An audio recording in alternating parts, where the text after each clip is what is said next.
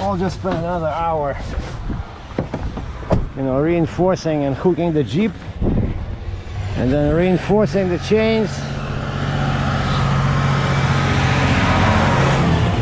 because this thing keeps rocking, you know, keeps rocking because see the way I did not notice that when we loaded. I thought that was perfect, you know. Of course, everybody's in a rush, so I put these boards on there so that it doesn't break my floor. And I checked from this side, you know, when the guy rolled back, and then I said, okay, hold on, let me put the boards on there. And I checked, I see that side is good, this side is good, this side is good. For some reason he didn't put the steering straight, but it's all good except that one. One notch, you know, like this one, was on the ground, and then I put 4 chains on just to get to the street here, and I see in the mirror, you know, when I hit my brakes, this thing keeps moving. And so I remembered, yeah, the broker said put a couple of timbers on the tires. I thought that was not a very good idea, because it has parking brakes, right? But there's so much weight, especially with that thing touching the steel, which actually I like, because, you know, it's only a small portion of the tires on the wood, and that was the whole point of using these boards in the first place. And so anyway, I put a small timber like that. It actually cannot slide forward because it prevents this part prevents it from sliding, because it'll start turning. And I attached that one, so at least that's something. But yeah, the problem with these machines, as always, is there's not enough tie downs, you know, and you gotta be very careful how you angle them, because this thing was getting loose all the time, because this thing was moving forward a little bit. And then all this stuff here, of course, you cannot put a chain in here because there's hoses everywhere, right? But my best tie down that I'm really proud of is, I noticed this massive pieces of frame, and there's a hole straight through, right? And at first I put one chain, just hooked up 2 chains, but put them like this, one hooked up here, the other one hooked up there, and one bind at the top. And then of course I check in the morning, the thing is loose, and I was thinking about this. I said, no, I need more chains pulling backwards to prevent this huge machine from rolling forward. And so I got another binder, and now it's a 1 chain, which is always weaker than 2 shorter chains. You see, I did like this. So this chain hooked up to the trailer here, and then it hooks up to my D-ring in there, and it pushes in here, and I made sure I'm not touching any hoses in there. So if it moves a little bit, it'll be right against this, so it won't be able to move any further. And then in the back again, you see I did this for the tires, right, to prevent rocking. With one chain touches the tire, but these chains are nothing with this weight. And so I put one more binder here, and then I had no choice but to hook up to my trailer here. Like this piece was here, like you can hook up to this, but it just didn't work because it was pushing on this stupid axle. It was going down, and so I found this. You know, again, check that there's no hoses in there, but there's a couple of nice sharp angles in here, and so you see, like this, it prevents it from again, one more chain basically to keep it from rocking forward, because I'm not gonna go backwards, but normally I think it should be like 50%, right? You should be able to hold 50% of the weight of the machine, like 50,000 pounds. So this pulls backwards, right, which is good. That one pulls backwards, these pull backwards, and this pull backwards. So If it rolls, it shouldn't. It's not gonna go too far. Plus, now I have that one. You know, the board. Oh man, this is a monster. Some guy just came in. Some guy came in with a 3-axle, 4-axle truck, 3-axle trailer. And I'm still finishing here. He's already leaving. But he picked up, you know, same type of a machine, but probably 5 times smaller. Because I see that even his lift axle was still in the air. Man. And in the morning, yeah, I didn't hook up on the night before when I took the Jeep and I went to get coffee. And so now in the morning I did the same thing. I drove over, got coffee, and I got my thermos and this cup, so I should still have some hot coffee. I don't think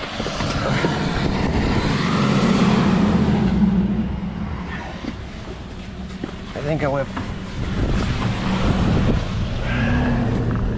compartment open because I was just putting, yeah, I was putting flags on.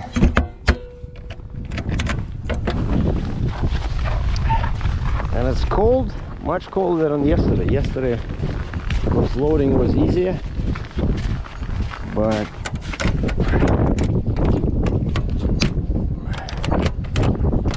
I think today, if I get just out of Missouri, I'll be lucky.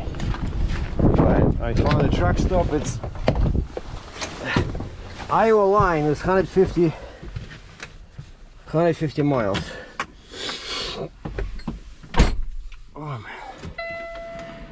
And what's the time now?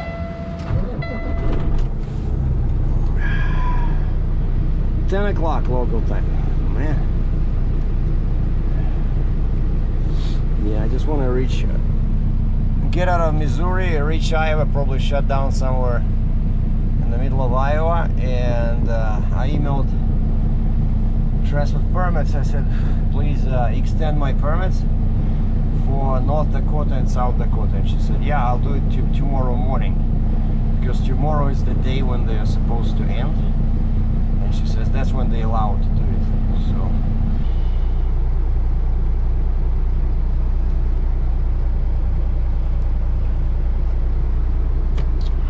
well, I better get going.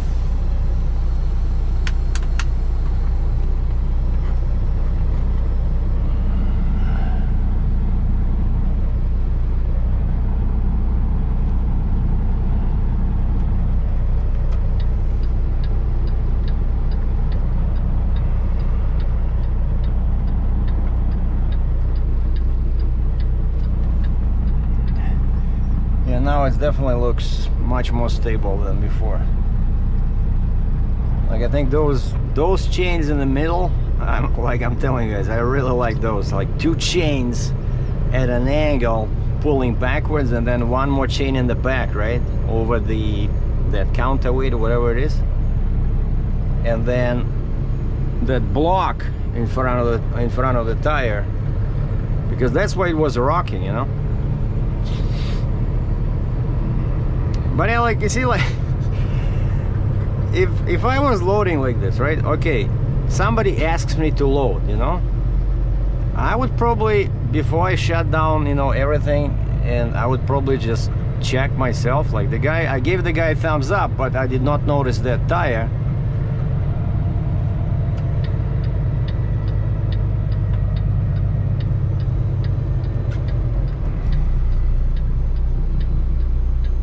Looks good. Сидит как вкопанная, скотина. Well, don't ask me to translate that. It's an old Russian expression. Как вкопанный means as if it's dug in. You know, like like you dig a hole and then you put the post in there, and you shove the dirt back in, right? And so there is a Сидит как вкопанный. now this is gonna be interesting because there's a couple of crazy turnarounds in here. I mean roundabouts.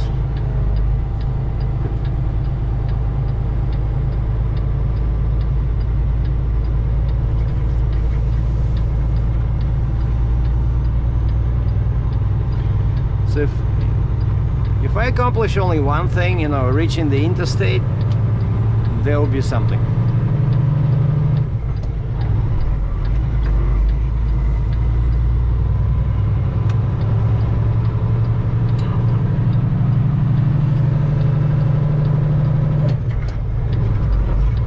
Yeah, I'm not sure I want to load here again. This is it. No space. Like the next building through the gate is already a different company. You're not even supposed to go in there to turn around. Like, you cannot back into a building. It's too sharp. Not enough room in here. Like, unbelievable. I thought this will be the entire building, you know, manufacturing facility. No, and then you go to the back there, it says no trucks. That's a car parking lot, right? Like, ah, man.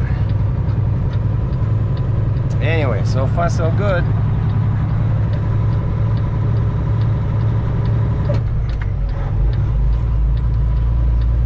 So there's two roundabouts. The first one, you take, if you want to go 435 south. So that would be like a real easy if I was to go like that, because 435 is there. And so it's the first roundabout and you take the first exit, right? Unfortunately, I have to go on 435 north. And so I have to go through the first roundabout and then go under the 435, go through the other roundabout, and then turn like this and like this. So I'm real curious to see if I can make that corner. But I drove there with the Jeep in the morning when I was getting coffee, and I noticed, you know how quite often they have this paved area because they know that a large truck will have to go, will not have enough room.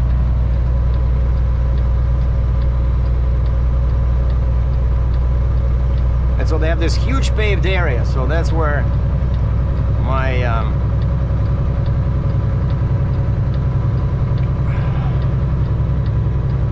rear wheels will have to go in there.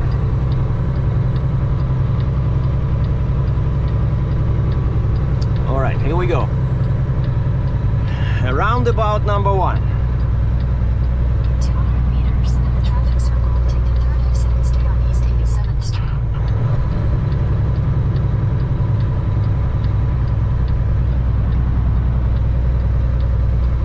Now you see, that's 435. That would be so easy if I could go.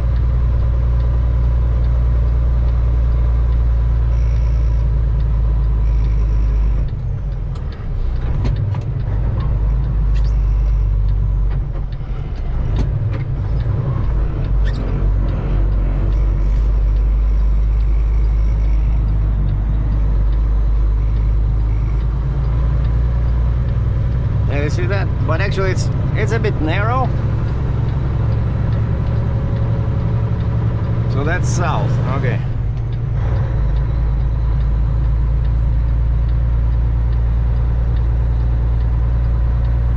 Exit the traffic circle onto East 87th Street.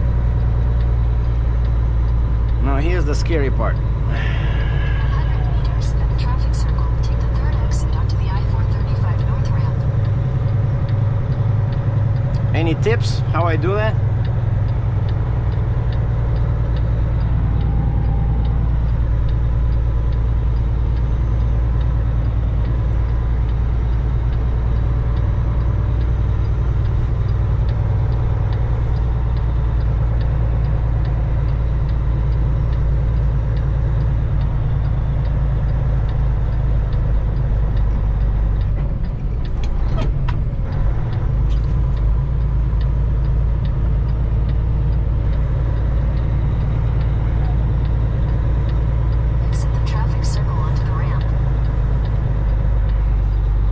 already the first time. Smart ass.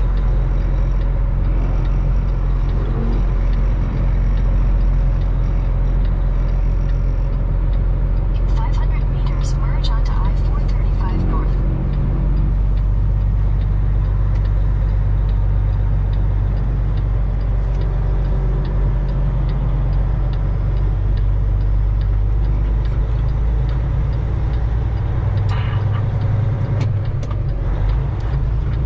Well, that was not too bad.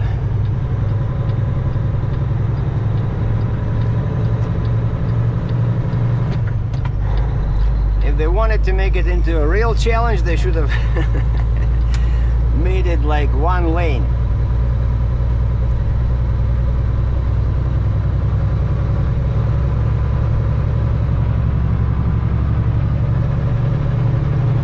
Now, I don't care about my speed. I just need to get there safely.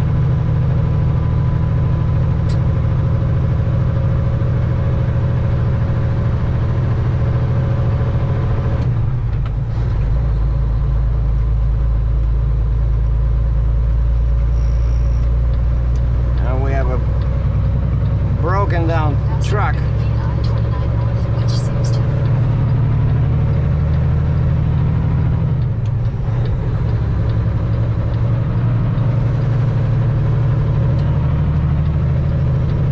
Continue on I-435 North for 45 kilometers.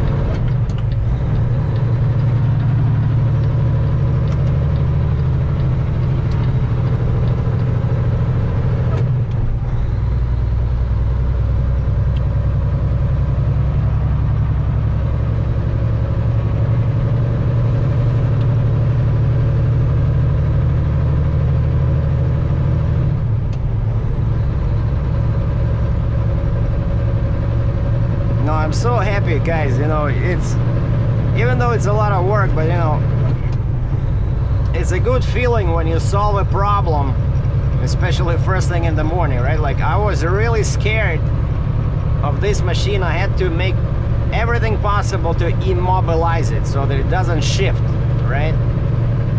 And man, it helped that the curfew, there's a curfew from 7 to 9, and so I couldn't go anyway. And so I got up at 6:30 local time, and the sunrise was at 7:30. So I printed out my permits, and then I drove with the Jeep to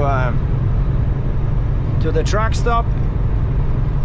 And as I was doing that, I was checking these roundabouts, you know, doing reconnaissance, just thinking how I'm gonna get through. And then I came back, I put my dirty clothes on, and I took off probably 4 chains, changed positions, changed angles.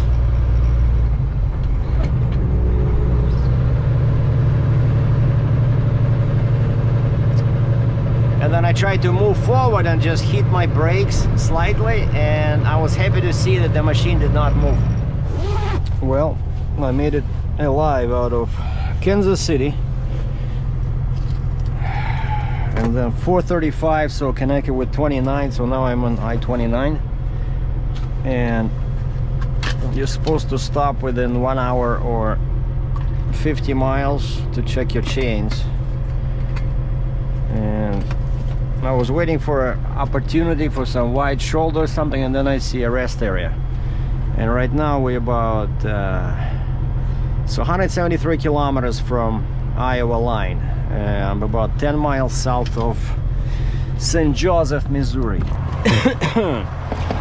So let's go see how my securement fared while escaping New York City, Kansas City.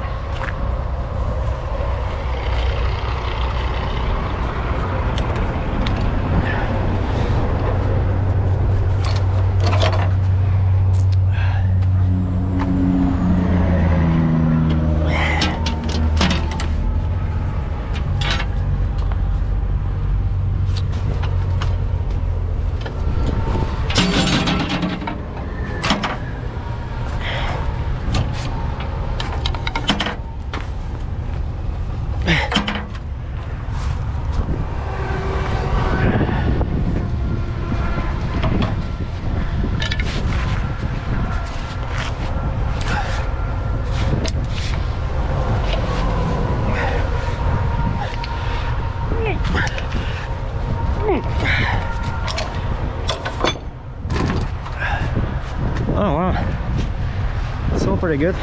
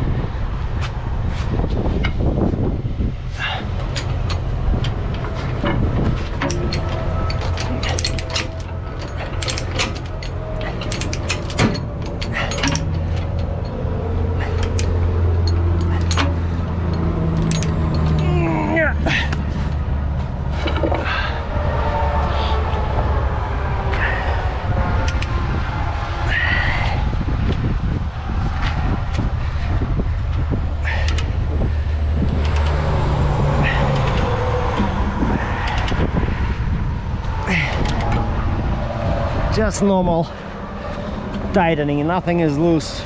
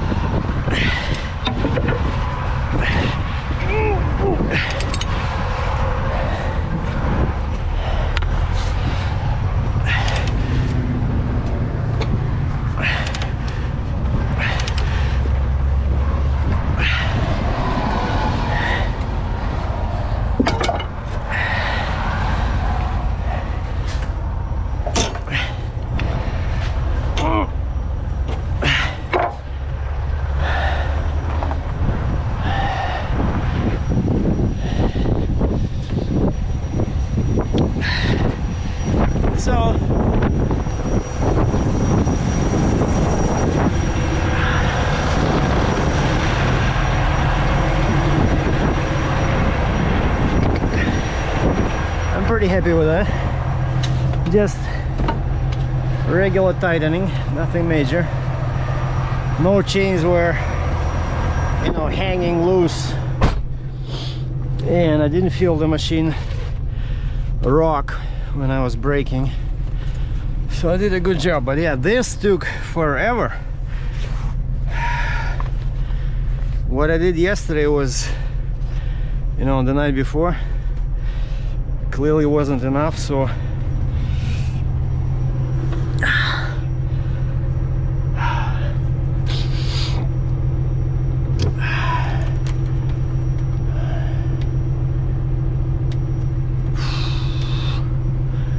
cute little machine, but so heavy. I'm still thinking, you know, pretty much all the boards broke. A couple were left, you know, those Home Depot boards, of course they're useless. A couple were left intact, but, you know, I had no strength, no desire to keep them anymore. I just left them at the shipper there.